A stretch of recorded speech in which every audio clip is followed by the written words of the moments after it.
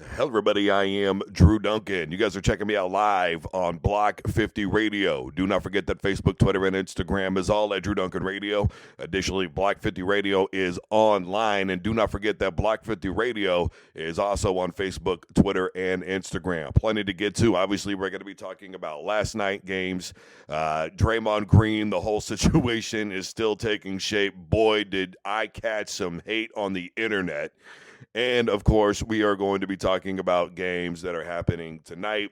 And then, of course, as the week begins to go on, then, of course, we will be talking about the NFL draft. Your team, who do they need? Who do you want them to get? What position do you think needs filled? Boy, did I catch some beef on the internet last night. I got called all kinds of things that I can't even begin to say on the radio. Look, the point of what I was talking about with Draymond Green is simply this. There are so many people out there that are still in this 70s, 80s, 90s basketball was it. That's when it was real. The rivals were real. The guys are playing aggressive, tough basketball. They're so soft nowadays. You've got LaFlop out there. They bring up Kareem Abdul-Jabbar and the haymaker he threw after he caught a gut check.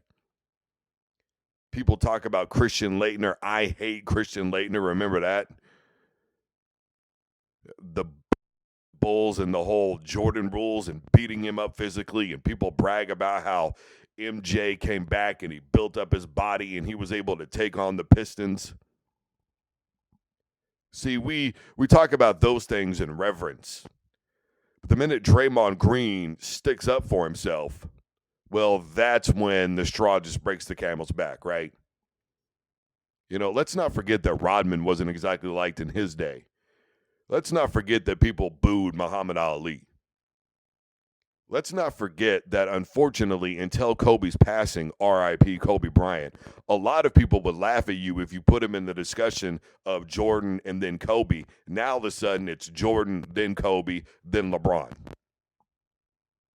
We don't see greatness until greatness has passed us by. Why can't we enjoy it while we have it? And why can't we look at every situation individually? Do you honestly believe in your heart of hearts that what Draymond Green did was that inexcusable? People have been calling it a curb stomp, saying this ain't MMA, bro, et cetera, et cetera. Come on now. Shaq said it best. If Sabonis doesn't hold on to his foot, none of this even happens. A one-game suspension is way too much. And they admit it. The NBA said it was impartial due to the history. Well, let's talk about that history. The video that surfaced of Draymond Green, right? That video surfaced before the season even began. And the NBA did nothing. And I was back then saying, look, I'm not on Draymond's side, but you guys got to understand testosterone flies when men are grouped together and they are competitive. Things happen. You don't like it, really, in the end, it's just too damn bad now, isn't it? You see, the fact of the matter is simply this. Draymond Green stood up for himself against Sabonis. Now, I know somebody's going to come back and say, well, he's got a bruised sternum. All that acting for a bruised sternum, are we forgetting that Sabonis finished the game no problem? Are we forgetting that he was all smiles? Nobody thinks it's a little weird that that report came out right around the time the announcement for Draymond Green. It's almost like they were holding on to it. Nobody finds that timing a little bit funny. Come on now. I know you know better.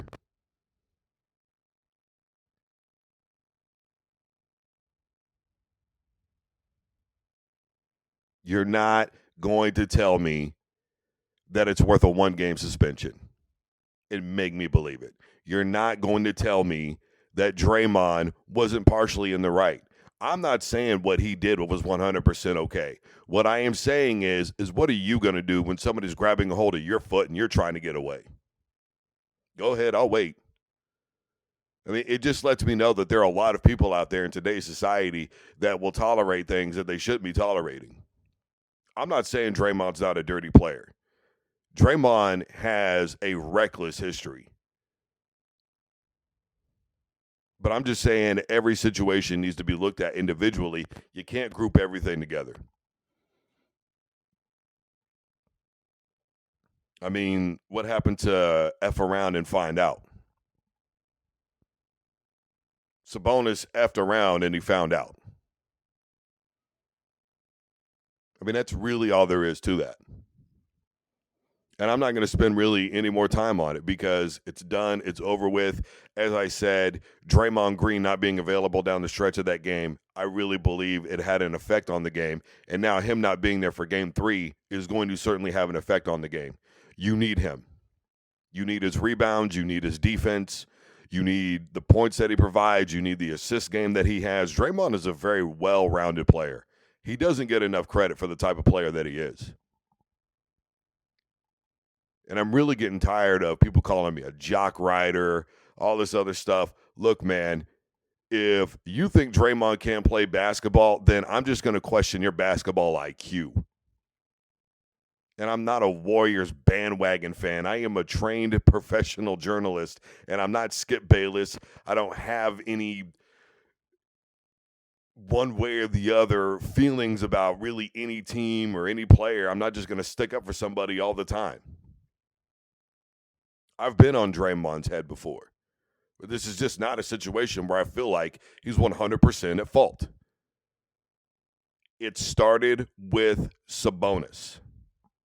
And that's all I'm going to say about it. Moving on. Last night, the Phoenix Suns, boy, that was a hell of a win. Russell Westbrook played a lot better offensively, especially from what we saw in game 1. Air balls and everything else. Defensively, he spends too much time targeting KD. And I got to tell you, KD, despite the fact that Russ was in his face, played great basketball, especially at the beginning of that game. The start of that game was intense, man. Everybody was dialed in, laser focused. The Phoenix Suns, though, clearly had enough, and Booker really shined. They really played great basketball last night. And honestly, despite the final score not really being all that close, it was a better game than people give it credit for. There was just so much intensity in that game. You could feel it. You could see it. Everybody on that basketball court was literally playing as hard as they possibly could.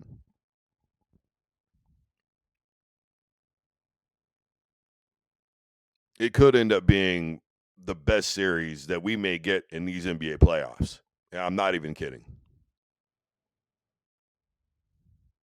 I mean, you look at what happened with the Knicks last night. My goodness, what a blowout. I mean, I couldn't believe it. Yeah, I didn't know if they were going to win or not.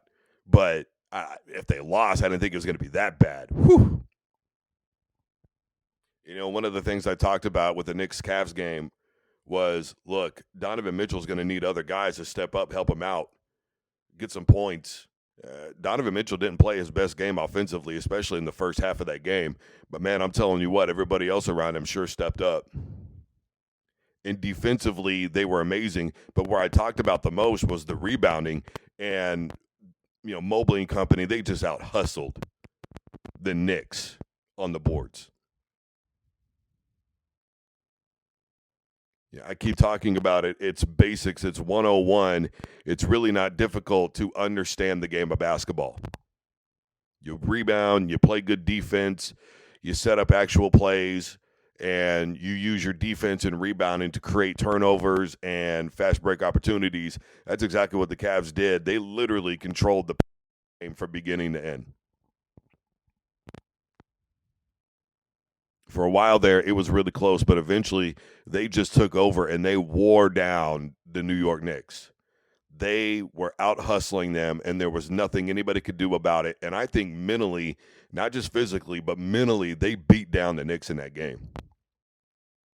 That's going to be a tough one to carry over if you're a New York Knick. To recover from that bad of a beating is going to be really difficult.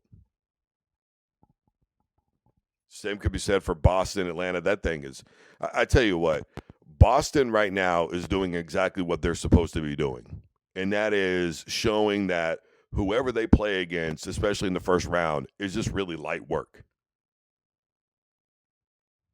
It's really light work.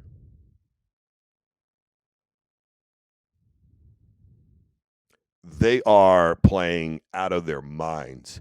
The thing I love the most about the Celtics, and I've talked about this, is they're not really a team, that has mega stars. I mean, yeah, sure, you could talk about Brown and but I'm telling you what, they just play team basketball. They are calm, cold, and calculated. I mean, that really is the way to be. It should be a sweep. I said that before. It should be a sweep. I think it's going to be a sweep, and they're going to get to rest. They're going to get to rest because everybody else right now, difficult times trying to put games away or teams away, I should say. The whole idea behind the sweep is giving yourself time to rest and wait for the other guys to really wear themselves out in tough, tough series. Boston pretty much controls their own destiny right now. I got to tell you, for my money, I don't know that there's anybody that could take them. The Sixers, like I said, if they continue to play the way that they are, then that would be the only other team. Yeah, the Knicks, I said, could make a run if they played great defense and they continued to rebound and out hustle. That's just not going to happen playing the way that they did last night. And I know it's one game and, you don't want to freak out. But, man, I'm telling you what, as a lifelong Knicks fan from the days of Oakley and Ewing and Starks, Mason, Harper, I've lived through a lot. Latrell Sprewell was about as good as it was going to get for us after, that group was gone. And really just haven't been a lot since. I love Carmelo Anthony. I'm a huge Syracuse fan. He did what he could with that basketball team. But I think by then Melo was already burnt out, if I'm being honest. Dragging that team, kicking and screaming.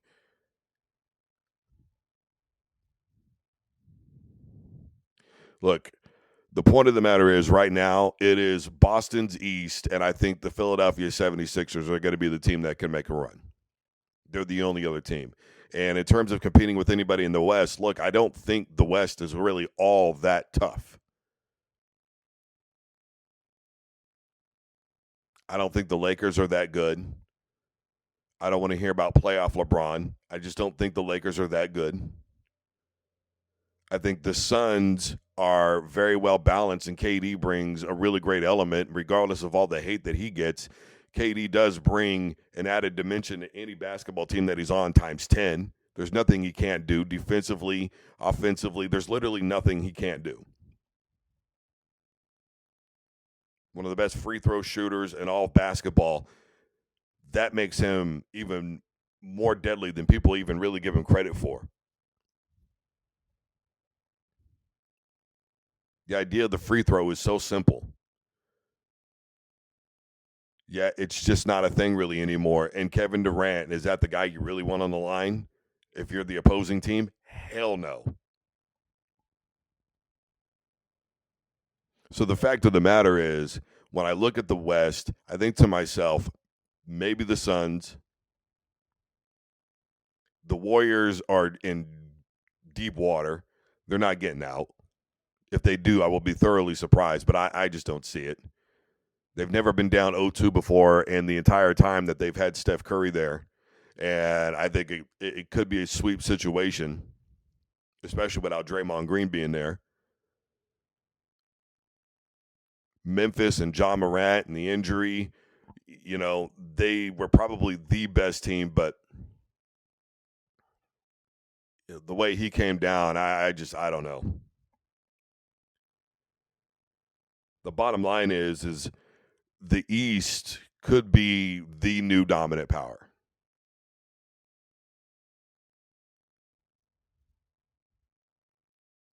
You got Giannis over there. You've got Embiid over there.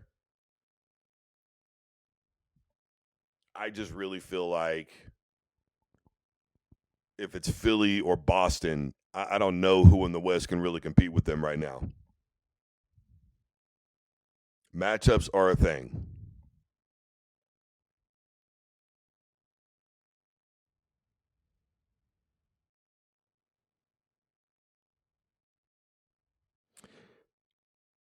Kept it short and sweet today, guys. My name is Drew Duncan. We're live on Block 50 Radio. Facebook, Twitter, and Instagram is all at Drew Duncan Radio.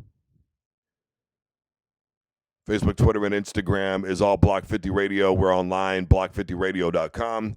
Do not forget that we are wherever you are listening to podcasts, Deezer, iTunes, etc. Wherever you're listening to podcasts, we are there. Simply tell your device to play Block 50 Radio. In the meantime, everybody stay safe and take care of yourselves.